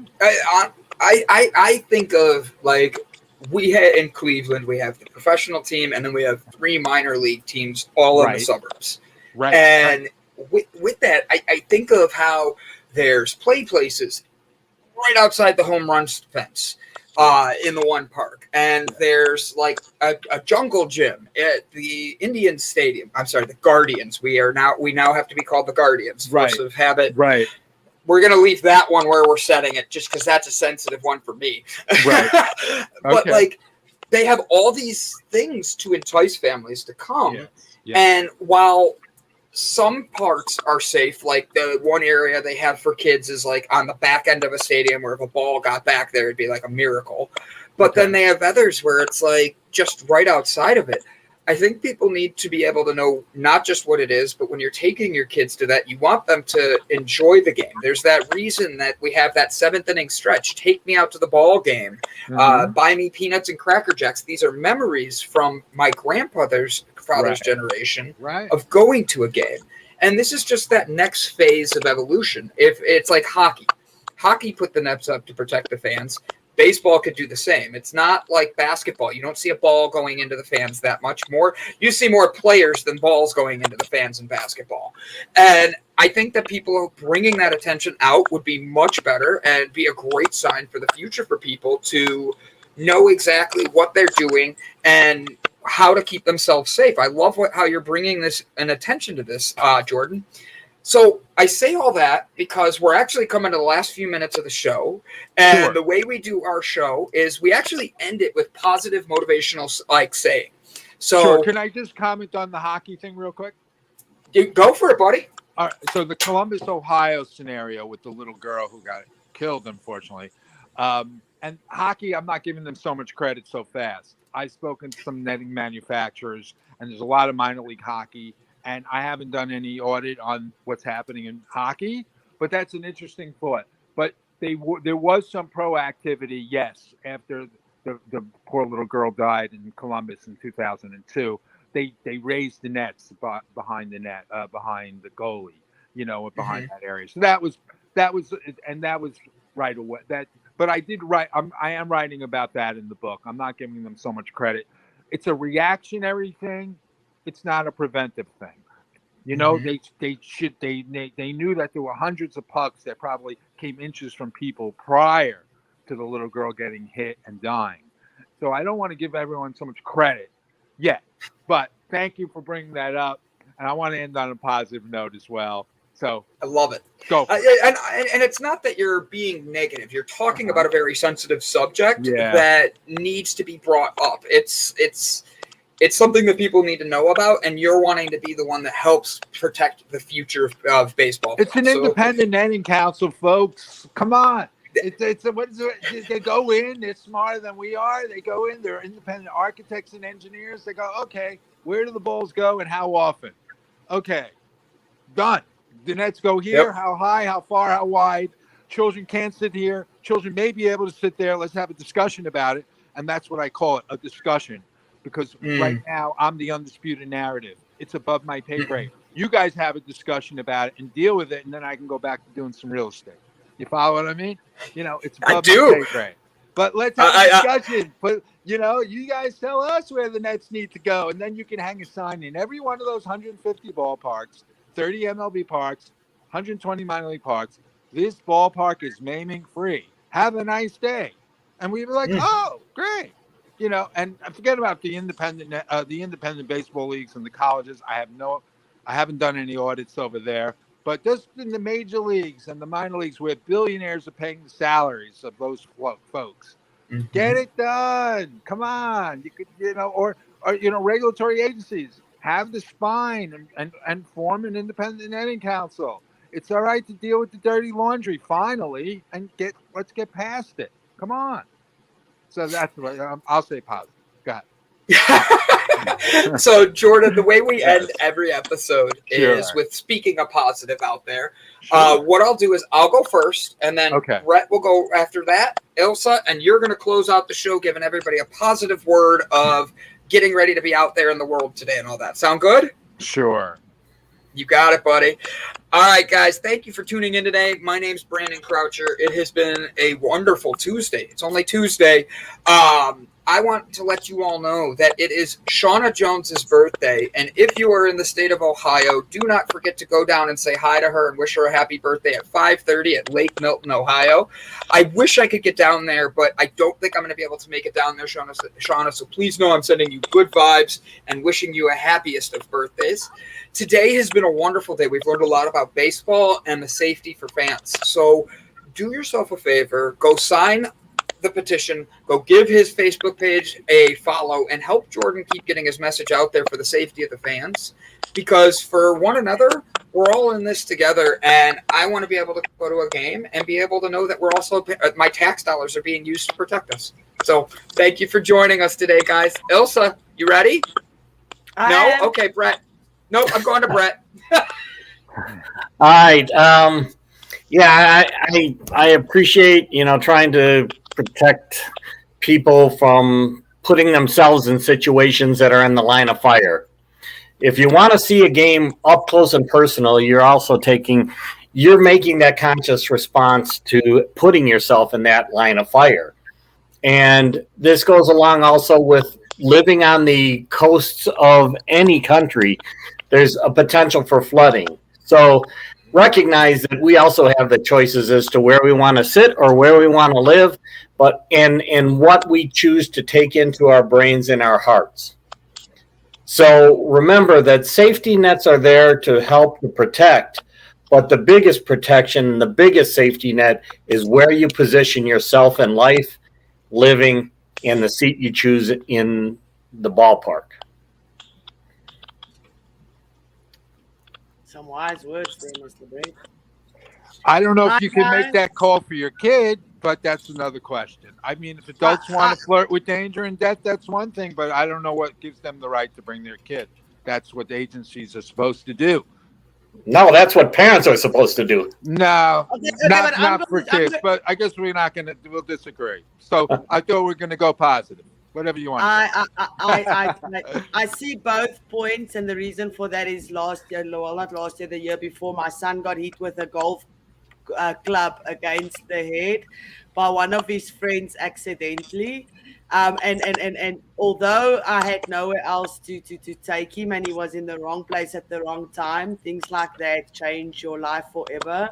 It's a lot of costs, and nobody helps you when, especially if you can't get money from the guys from the baseball and medical, and that it's very expensive. So just be careful until they have sorted it out and made it more accessible for young children. And that, I mean, I also feel that young children shouldn't be taken out of having fun with their parents and stuff, as Brandon said, because it's important to do those things with your parents. So if they can just up the nets, then everybody can go to baseball. Why must children be excluded because they don't want to use the money to make it safe for them as well? And then I've got my card for today is request the best. And it says, you have paid your dues and you have earned your upgrade. Request, accept, and appreciate the best life has to offer. Don't settle for less. Request the best. Have a wonderful Tuesday. All right. You are up, Jordan. Oh, how nice. How nice. Listen, we all get up every day. There's a library of problems out there. You know, if I'm in a position to take one of the problems out of the library and say, you know what, I can deal with this. You know, this is in my wheelhouse. I'm going to deal with it. Anyone out there, you know, unfortunately, there are a lot of issues out there. Go to the library of issues, pull one out, get into it. I think it makes you feel good. You're in the middle of something. You're making positive change, creating dialogue. It's all good. Jordan, I want to thank you for your time today and you being with us. We really appreciate you coming on, bringing this wealth of knowledge. Guys, I have the links for the Facebook page and Fall Ball Safety Now, the website to sign the petition. Do yourself a favor, go over there, take care of that, and help Jordan keep getting a good message out there. Once again, Jordan, thank you for joining us, and please keep in touch. Thank you. Thank you, everyone, for the opportunity. You have a good one. Take care. Bye.